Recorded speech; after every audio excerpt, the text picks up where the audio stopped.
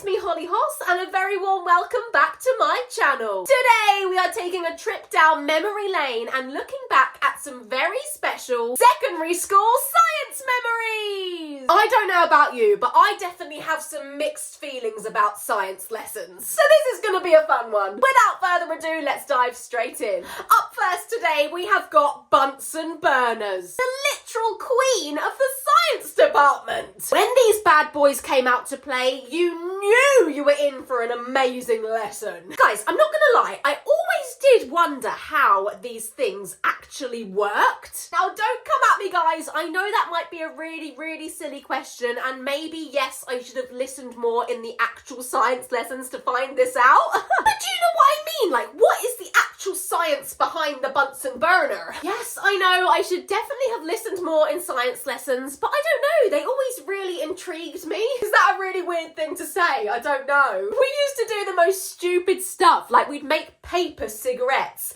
and light them on the Bunsen burner and literally just burn them and then we'd get in trouble. At the time it was so entertaining, like why did we actually do that looking back? Anyway, aside from burning random stuff on the Bunsen burner, another one of my favourite memories is getting a test tube, putting some chemicals in it, and then you put it over the flame of the Bunsen burner and then the liquid changes colour. I don't remember what chemicals they put into that liquid to make it change colour when it hit the fire, but it was so cool. I remember our ones used to turn green and purple, and I remember thinking it was one of the coolest things I'd ever seen. Take me back to burning stuff on a Bunsen burner and making it change colour.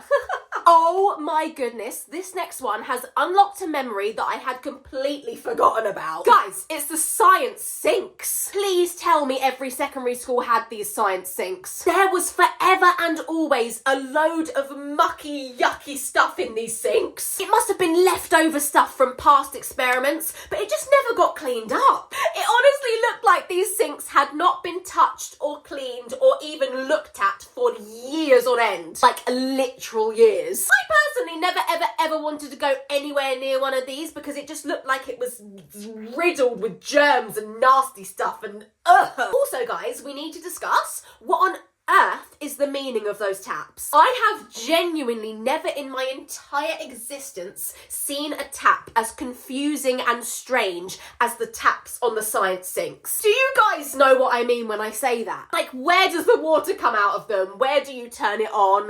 Why is it that colour? Like, the design is just bizarre. I have so many questions.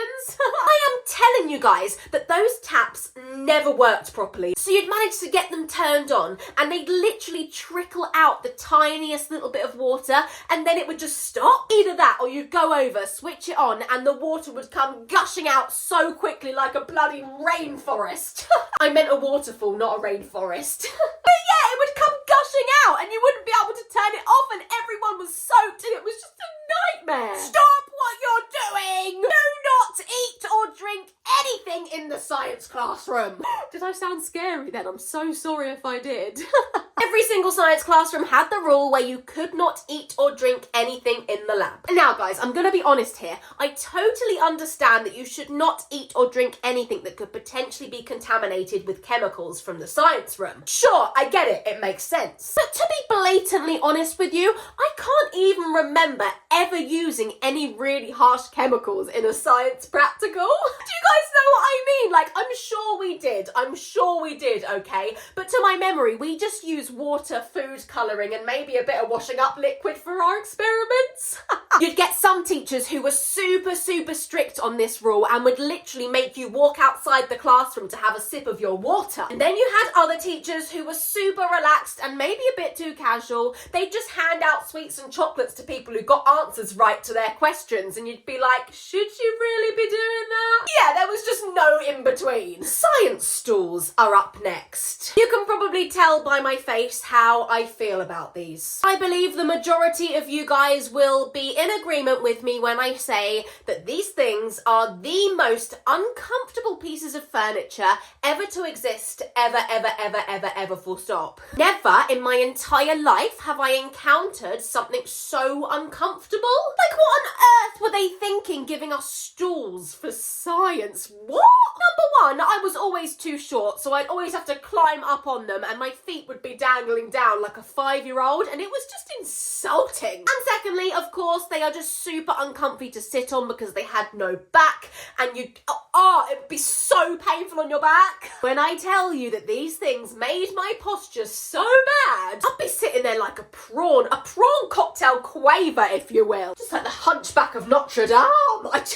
From one major inconvenience to another, we have now got the science tables. Now, don't get me wrong, guys, these weren't half as bad as the stools, but they were still bad for different reasons. Let me explain. Number one, these tables were always engraved with people's names, phone numbers, Snapchat and Instagram handles, who they fancied, who your mum is. So much information to process all in one. You know when you had to sign a leaving card for a teacher at school and you'd be the last person to get the card and there'd be no room anywhere on the page to write because everyone else had written their notes before you? Yeah, that's exactly what the science tables look like to me. If you wanted to write anything on these science tables, you'd have to scratch over someone else's writing. Not that I'd know, I never ever did this. Number two, chewing gum. I think this one goes without saying. Every school had a chewing gum problem. When I say every school, I mean every school. I solemnly swear that I truly believe every single secondary school table has chewing gum underneath it. All it takes is a couple of weeks of the tables being in the school for them to be infested with chewing gum. But the science tables, for some reason, were the absolute worst for this. The entire underneath of the table was full to the brim with old chewing gum. It was disgusting. God forbid you put your hand under the table, because trust me, you are pulling out a fistful of chewing gum as it goes. Did anyone else's science teachers send people out of the lesson if they weren't wearing their science goggles during the practical? I remember this so clearly. So many people just wouldn't wear them, which I just don't understand, okay? You don't get to do a science practical every day, and when you do, it's exciting because you don't have to do any written work. So why wouldn't you just wear the goggles so you don't have to do any written work? Don't get it. Don't get me wrong, I understand that these goggles were really quite painful and uncomfortable to wear,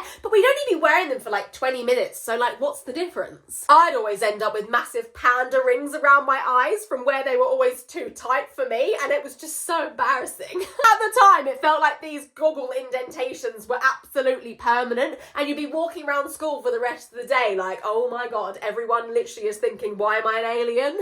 The time has come to talk about the periodic table. Let me tell you, I was absolutely hopeless at retaining any of the knowledge on that thing. I could never remember the names of the elements. I could never remember what they were abbreviated to. I could never remember what category they came under. I just wasn't very good at remembering any of that. I feel like some people in my class always knew where everything was on the periodic table, and unless I had it in front of me, even when I had it in front of me, I still didn't know what was going on. I was just in a constant state of panic anytime a periodic table was in the room with us. And that was every science class ever.